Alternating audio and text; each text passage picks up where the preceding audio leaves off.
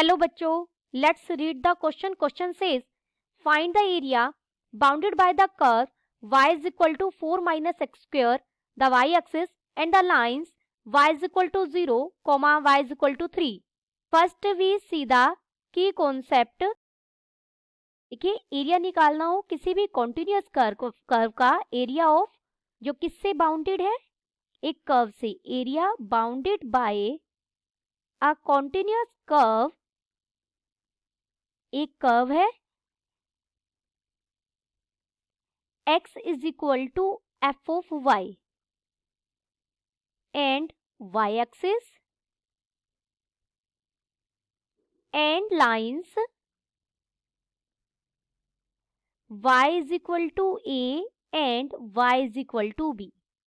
इनसे कोई bounded reason है.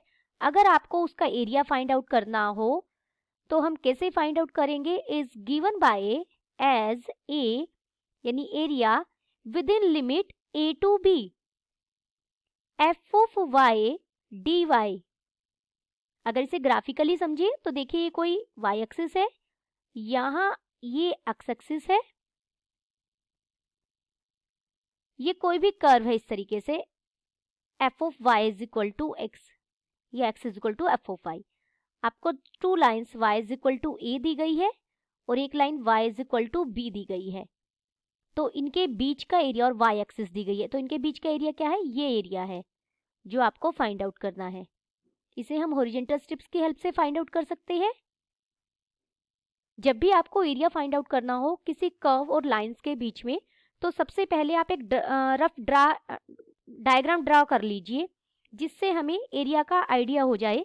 गिवन यहाँ हमें कर्व क्या दी गई है? y is equal to 4 minus x square. That is, इसे मैं क्या लिख सकती हूँ? X square is equal to 4 minus y. X square को हम लेफ्ट में ले आए हैं, y को राइट में. अब यहाँ x की सिर्फ इवन पावर्स है, तो यानी ये जो कर्व बनेगी हमारी, ये y एक्सिस के सिमेट्रिक होगी. यहाँ x एक्सिस है, ये पॉजिटिव y एक्सिस है, ये negative x axis x dash और ये नेगेटिव y एक्सिस है. यहाँ बीच में हमारा पॉइंट क्या है? ओरिजिन. एंड और हमें लाइंस कौन कौन सी दी गई है? y axis. y एक्सिस को हम कैसे रिप्रेजेंट करते हैं? x is equal to 0, y is equal to 0 and y is equal to 3. ये 3 हमें लाइंस दी गई हैं.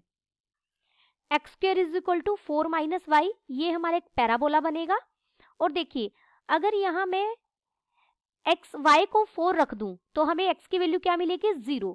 यानी y एक्सिस पर जो पॉइंट मिलेगा वो हमें क्या मिलेगा? 0,4. 4 से बाहर ये कर्व एग्जिस्ट नहीं करेगी. जैसे आप y की वैल्यू 4 से बड़ी लेंगे तो एक्स स्क्वायर नेगेटिव आ जाएगा, जबकि एक्स स्क्वायर कभी नेगेटिव नहीं हो सकता. तो 0,4 इसका क्या बनेगा? वर्टेक्स. और ये पैराबोला बनेगा इस तरीके से. ये y एक्सिस के बिल्कुल सिमेट्रिक बनेगा. अब हमें क्या क्या रीजन दिया गया? ये हमने कर्व ड्रॉ की है x square is equal to 4 minus y के लिए. तो यहाँ पर x एक्सिस हमें y एक्सिस दी गई है, y एक्सिस ये लाइन हो जाएगी. y इज इक्वल टू 0 यानी x एक्सिस दी गई है, ये लाइन हो जाएगी. y इज इक्वल टू 3, मान लीजिए ये लाइन हमारी y इज इक्वल टू 3 है. तो इनसे बाउंडेड रीजन, ये कर्व भी अगर हमें ग्रीन से कर दूं ये वाली, तो हमें ये सारा रीजन फाइंड आउट करना है. ये y एक्सिस के सिमेट्रिक है, तो हम O, A, B, C सिर्फ इतने पार्ट का रीजन एरिया फाइंड आउट करेंगे और अगर उसे 2 से मल्टीप्लाई कर देंगे तो हमारा रिक्वायर्ड रीजन आ जाएगा. So required area is equal to 2 को हम मल्टीप्लाई करेंगे area O, A, B, C.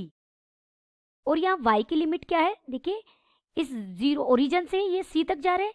C के कोऑर्डिनेट्स क्या है? 0,3. और y is equal to 0 line से ये y is equal to 3 line तक जा रहा है.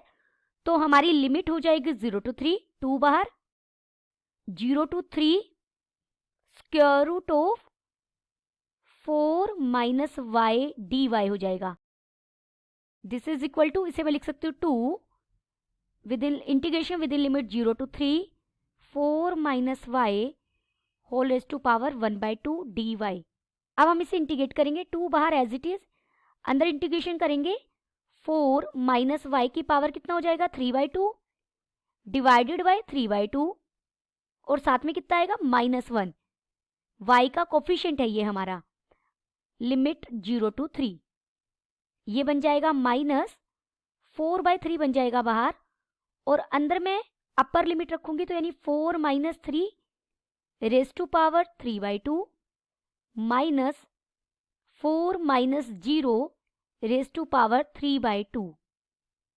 This is equal to -4/3 into ये हो जाएगा 1 की पावर 3/2 1 ही बन जाएगा, माइनस 4 की पावर 3/2 कितना हो जाएगा 8, यानी यहां से हमें मिला ये अंदर -7 और -4/3 बाहर था, ये हो जाएगा 28/3 square units. Then the final answer is required area is equal to 28/3 square units. Hope you understood it well. Best of luck.